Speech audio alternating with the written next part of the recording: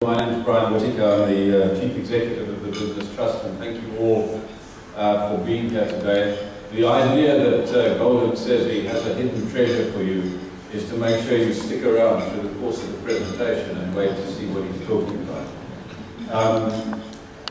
I'm here to report to you on the work of the Business Trust over the last year, and in doing that, I would like to put this into context. During his budget speech earlier this year, the Minister of Finance gave what I thought was a really interesting description of the global crisis. He said that as a global motor manufacturer cuts back on production, so on the other side of the world, the maker of catalytic converters in Uitenhage finds that their orders have dropped. And as a consequence of that, the miner at the platinum mine in Rustenburg finds that there is less platinum to sell.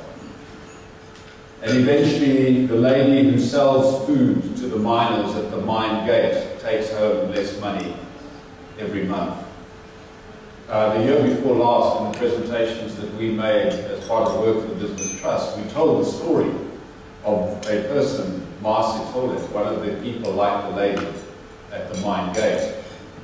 And you'll discover, if you look carefully at the way somebody like Marcy Toilet lives, that she would make something like 1,100 rand a month as a result of selling food. She would then, though, have to support a family of up to 8 people. And the consequence of that is that that family, if you divide the income across the number of people, would live on less than the equivalent of $1 a day. I think that sometimes, when we hear about people who live on less than $1 a day, we think they are in distant lands, Burkina Faso or something like that. They are our compatriots. And as the world gets tougher and tougher, the impact of this crisis on them is going to be extremely severe. How should we respond? I fear that countries are going to be enticed into protectionism as they think about how to respond to this crisis. Their instinct will be to protect their own interests, and you can see some of this happening already. Companies will be driven to reduce employment and cut social programs. Governments will be tempted to exclude social partners as their budgets become constrained, and communities will be at risk of fracturing as they scramble for fewer and fewer resources.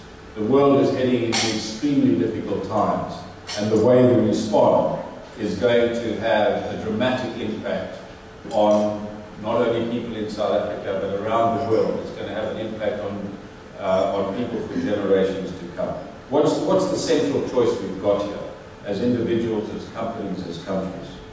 The core choice is whether we should batten down the hatches and protect our own interests, or cooperate to rise above the crisis. We have to decide how we're going to do this. The pressures to protect our own interests are going to be severe.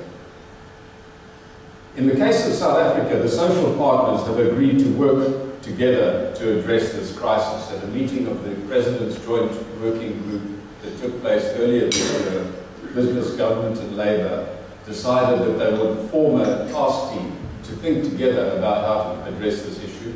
The team was eventually convened under the banner of NEDLAC and included community representation at that point. And they eventually decided to do these things, that South Africa should, in the first instance, try to limit the impact of this crisis on the poor. I think a tremendously important thing for business, government and labour to agree to do.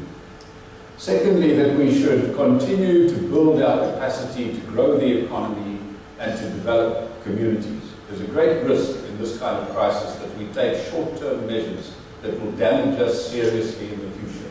So the second thing that's agreed is that we should continue to build capacity. Third, that we should develop key sectors where South Africa can be competitive and concentrate on the development of entrepreneurs who, through this crisis and after it, will have to continue to risk their resources in order to produce the goods and services that society needs. Fourthly, that we should integrate those people who are marginalized from mainstream economic activity, those people who live in essentially the informal economy. And finally, that we should streamline delivery and efficiency, especially government delivery and efficiency. I think it's tremendously important that as a country, we make a decision that what we're going to do to cooperate. And the first part of what we're going to do is to try to limit the impact of this crisis on the poor. What's the key challenge, having made these decisions? You know, as South Africans, if you were to ask us to create lists of what should be done, we're quite good at that. If you were to ask us to convert those lists of what should be done into some kind of policy, we're not bad at that. We're even quite good at developing the strategies. The problem arises when you get to the point of finding practical ways of doing what we all know needs to get done. It's the practical, operational stuff that trips us up. And so part of the message that we have to give here, as I end this introductory piece on this year's results presentation, is that we have to find those opportunities that are real, that we can act on quickly, and that we can act on together.